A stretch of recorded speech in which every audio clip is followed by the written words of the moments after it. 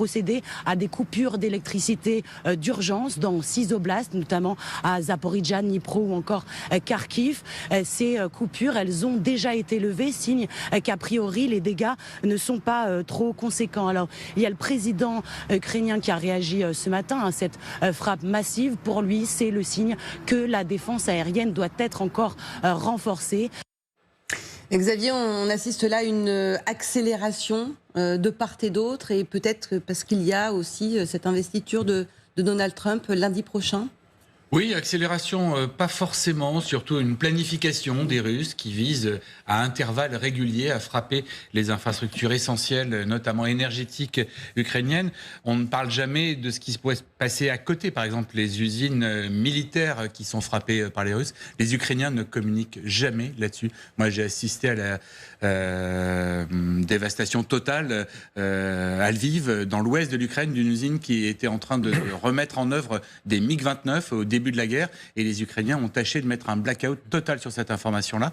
Mais toujours est-il qu'à chaque fois, ce sont aussi les Ukrainiens qui souffrent parce qu'ils n'ont plus de chauffage, parce qu'ils n'ont plus d'électricité. Et on voit bien, Claire nous le disait, la grande difficulté dans ces cas-là, c'est que les énergéticiens sont obligés de mettre le système à l'arrêt pour éviter tout blackout, où on ne pourrait pas derrière redémarrer les infrastructures une fois qu'elles ont été réparées. Là, ça a été relativement rapide. Les Ukrainiens ont intercepté une quarantaine de missiles. Ils en interceptent beaucoup, mais ça ne suffit pas à protéger totalement le pays. Oui. Joséphine, c'est effectivement ce que dit Volodymyr Zelensky, c'est d'affaiblir, de fatiguer aussi la population ukrainienne en visant ces sites énergétiques. Oui, cette stratégie qui est en cours depuis le tout début de la guerre. Donc, on n'est pas surpris par la méthode employée par Vladimir Poutine. Elle est extrêmement classique et malheureusement, elle est répétée. Et là, on ne peut pas non plus être surpris par cette réplique, puisque les Russes l'avaient bien dit, si vous attaquez le sol russe, eh bien nous répliquerons. Et donc les Ukrainiens étaient préparés, et on le voit d'ailleurs, ils étaient relativement bien préparés à cette contre-attaque de la part de la Russie. Mais ce qui fait partie de la stratégie aussi russe, vous le disiez, c'était de fatiguer un peu les populations, de taper sur la résilience de la population ukrainienne. Et c'est d'autant plus important aujourd'hui qu'on est à la veille d'une peut-être négociation sur une potentielle solution du conflit, en tout cas temporaire, et que chaque camp essaye de marquer des points. L'un des points qu'essaye de marquer la Russie, bien évidemment, c'est de faire en sorte que la population ukrainienne en ait suffisamment marre de cette situation de guerre pour peser aussi sur le gouvernement ukrainien au moment des négociations. Général, c'est une façon de... Oui, alors je nuance à peu près d'avis de mes prédécesseurs. Par contre, ce qu'on peut noter, c'est que sur le terrain, des deux côtés, on n'avance plus. On n'avance que très peu. Donc les positions sont ready, les Ukrainiens arrivent à tenir malgré la pression. Donc ça, c'est y compris d'ailleurs en zone russe, y compris en zone russe. Donc ça, c'est le premier point. Le deuxième point, c'est qu'effectivement, on arrive à une période charnière qui peut être déterminante, et que dans ce cas-là, il faut taper très fort. Les Ukrainiens le font avec des attaques massives, et les Russes font avec des attaques massives. En plus, si vous voulez, d'un point de vue stratégique, à quoi servirait d'accumuler maintenant des missiles et des bombes alors qu'on a peut-être un cessez-le-feu dans 1 mois ou dans 2 mois. Donc il faut taper le plus fort possible. Alors c'est pas simplement une vision théorique, ça. Les Soviétiques l'ont utilisé contre les Finlandais pendant la guerre d'hiver, y compris le jour même du cessez-le-feu. Ce qui veut dire qu'il faut s'attendre à des actions militaires des deux côtés les plus fortes possibles pour arriver à une éventuelle position qui ne serait pas trop défavorable lorsque l'homme que tout le monde attend sur la planète va prendre les commandes. C'est l'homme que tout le monde attend, ou pas, mais enfin en tout cas, il est très attendu. Il sera là. Il sera là quoi qu'il arrive, effectivement. Donald Trump qui sera investi lundi prochain à la Maison-Blanche. Sébastien Bis. Oui, d'ailleurs, en parlant de Donald, n'oublions pas quand même que Zelensky ce matin est en Pologne et qu'il ne faut pas oublier Donald Tusk. La Pologne a pris la présidence de l'Union européenne. Tout le monde parle beaucoup de Donald Trump. N'oublions pas Donald Tusk, parce que la Pologne a vraiment un rôle aujourd'hui central au niveau des affaires européennes. C'est le pays qui investit le plus sur sa défense. Le slogan pris pour la présidence de l'Union européenne ce semestre, c'est quand même sécurité d'abord, en clin d'œil au conseiller de Bill Clinton, James Carville, qui en 92 avait rappelé que c'était l'économie qui faisait les élections aux États-Unis. Bon, la Pologne a mis vraiment l'accent sur la sécurité. Et finalement, ce dialogue aussi avec Donald Tusk, il est important, il faut le regarder. Il ne faut pas qu'on ait qu'un prisme transatlantique, je pense en ce moment sur l'Ukraine. Par rapport à ce qui a été dit, peut-être 2 compléments. Cette guerre d'épuisement, en fait, depuis 2022, elle est une tragique réalité. On va taper sur le quotidien des gens. Et plus encore l'hiver quand c'est facile, Absolument. effectivement. Et donc, alors en période hivernale, je regardais à l'instant les alertes sur les risques d'électricité sur l'Ukraine cet hiver. Ça fait depuis le mois d'août que les autorités ukrainiennes attirent l'attention sur le fait que ça va être l'hiver le plus difficile parce qu'il y a eu ces destructions depuis des mois et des mois sur les installations énergétiques. Et l'estimation, c'est qu'il y a à peu près aujourd'hui quasiment la moitié du territoire ukrainien qui est en stress sur le plan énergétique et électrique. C'est considérable. Ça veut dire qu'on use les gens dans leur quotidien. Et dernier point sur l'hypothèse d'un accord de cessez-le-feu, etc. Bon, attention à pas forcément se précipiter sur les prochains jours et les prochaines annonces. Il faudrait quand même pas qu'à l'est de l'Europe, on ait une espèce de répétition du scénario coréen où on gèle quelque chose de manière imparfaite. Et donc, c'est vrai, ça va taper fort éventuellement là, les dernières heures. Enfin, le constat quand même graduel depuis 2022, c'est que mois après mois, ça tape de plus en plus fort sans forcément grignoter beaucoup de territoires. Et donc, on a quand même quelque chose d'assez paradoxal, c'est qu'il y a une intensification des moyens déployés. Sans un résultat concret d'avancer sur le terrain. Et donc, un peu en miroir, on attend un peu aujourd'hui qu'à la Maison-Blanche, il y ait une fumée qui sorte pour dire on va trouver une solution. Depuis 2022, on voit quand même que la réalité, c'est que le conflit s'intensifie, sans résultat concret. Alors, pas de résultat concret, mais de plus en plus fort. On va voir ça avec vous, Laura Pouget, parce que cette riposte des Russes intervient donc au lendemain d'une attaque massive menée par les Ukrainiens contre des installations russes. Est-ce qu'on en sait plus sur ces installations ? Regardez ces images, Isabelle. C'est une raffinerie en flammes dans la région de Saratov, au sud-ouest de la Russie, à environ 800 km de Moscou. Le témoin qui a filmé la scène précise qu'il s'agit d'une attaque de drone. Au même moment, d'autres attaques ukrainiennes avaient lieu sur la Russie visant d'autres infrastructures stratégiques. Des dépôts de munitions sur l'aérodrome d'Engels, ici, toujours dans cette région de Saratov, une usine chimique à Alexine, dans la région de Toula, ici, un dépôt de gaz près de Kazan, ici, chef-lieu du Tarastan, et encore une autre usine chimique à Selso, dans la région de Briansk, vous voyez, frontalière de l'Ukraine. À Kazan, vous voyez ici des images de l'incendie provoqué par les frappes. Une citerne de gaz aurait pris feu. Selon un responsable ukrainien, une grande usine spécialisée dans l'industrie du bois a également été endommagée, servant à fabriquer des véhicules blindés. Quant à l'usine de Selso, appelée usine Brianski, elle est spécialisée, elle, dans la production de poudre à canon, d'explosifs et de composants pour missiles et lance-roquettes, d'après l'armée ukrainienne. Le ministère russe de la Défense affirme qu'elle a été visée par des missiles occidentaux, 6 missiles Attack-MS américains et 6 missiles Storm Shadow britanniques. Selon Moscou, ils ont tous été interceptés. Selon Kiev, le site a été directement touché. Conséquence de toutes ces attaques, les écoles russes de Saratov et Engels ont dispensé leurs cours à distance hier et des restrictions de vol ont été imposées dans plusieurs villes, dont Kazan et Saratov. Les actions du régime de Kiev, soutenues par les manipulateurs occidentaux, ne resteront pas sans réponse, a prévenu le ministère de la Défense russe dans un communiqué. Merci beaucoup, Laura. Ça veut dire qu'il va y avoir encore une intensification, là, dans les jours qui viennent, juste avant l'arrivée de... Oui, on sait que les Russes, il y a 6 mois, ont continué à stocker en fait leurs missiles en prévision d'attaques de cette ampleur-là pendant l'hiver, justement parce que c'est pendant l'hiver que les populations sont les plus vulnérables. Et tant qu'il leur reste des missiles, et il leur en reste, ça on le sait, ils vont continuer. Et les Ukrainiens, eux aussi, vont continuer. Mais les Ukrainiens n'ont pas les mêmes moyens. Ils n'ont pas les missiles des Russes. Ils pratiquent la plupart du temps avec des drones, notamment des petits avions de clubs de pilotage, en fait, qu'ils arrivent à transformer en drones pour aller à des distances. Tatarstan, on est à plus de 1300 km. Donc il faut déjà frapper à ces distances-là.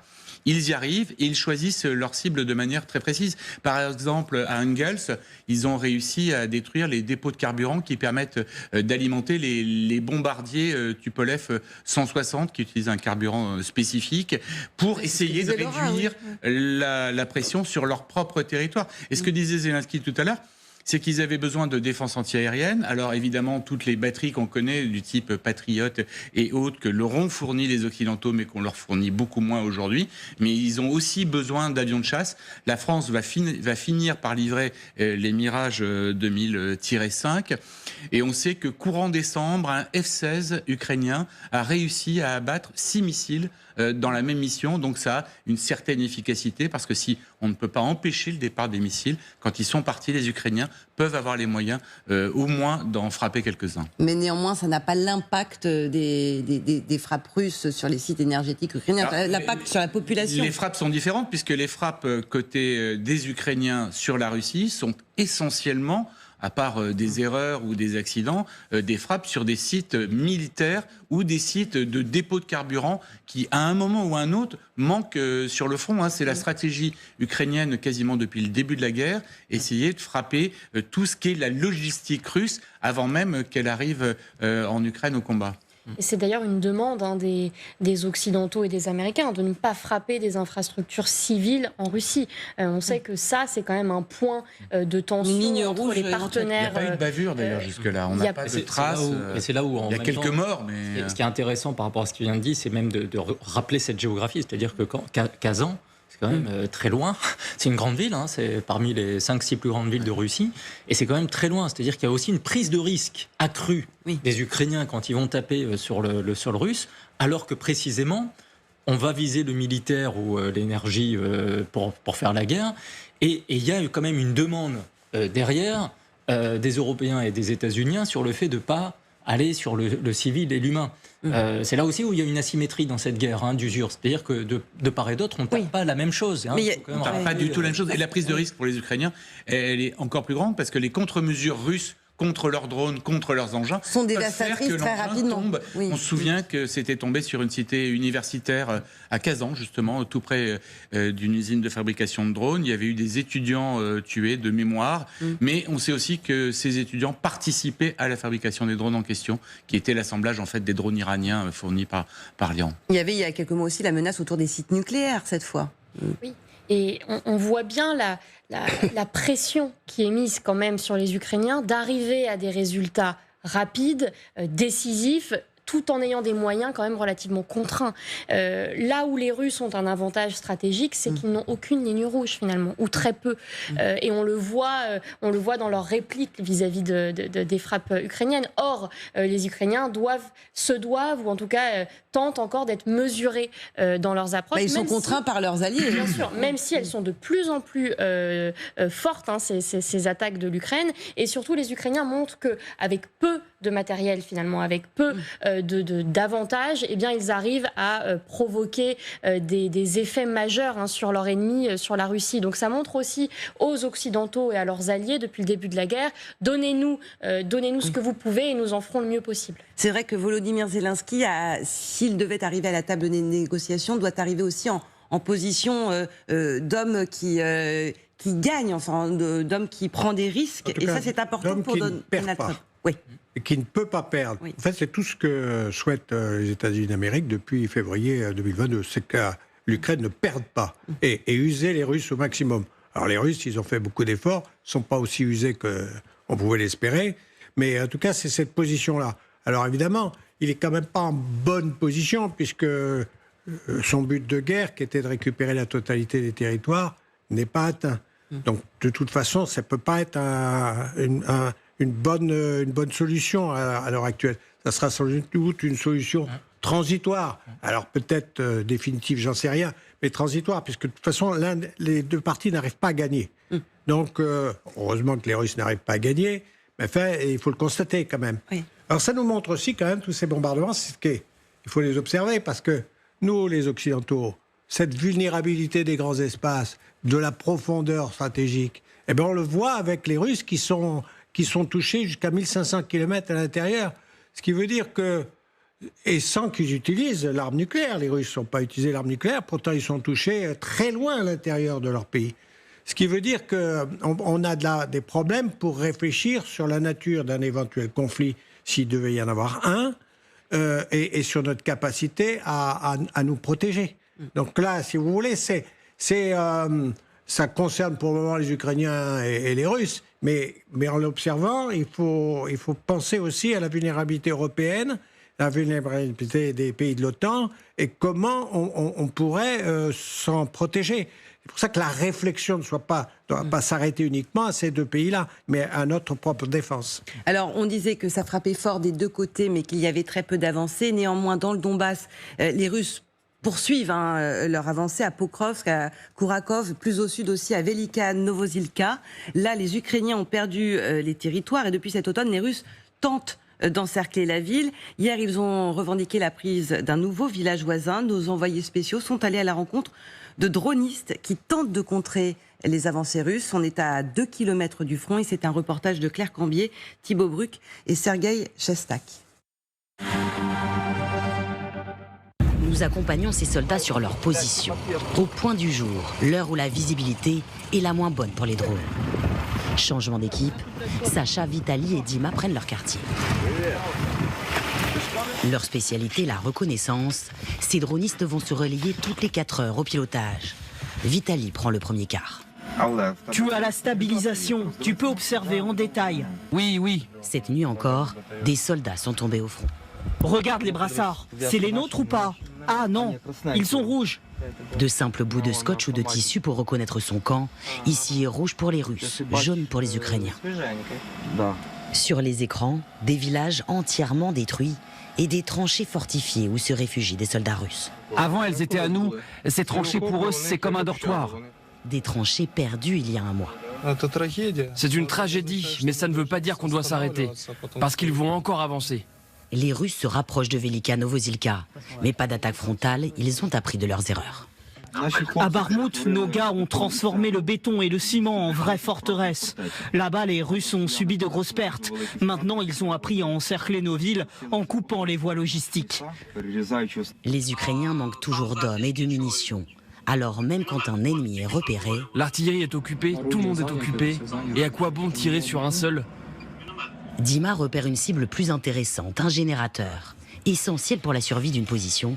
De quoi se chauffer, avoir de la lumière, se connecter à Internet via un Starlink. Des cadeaux pour les Russes.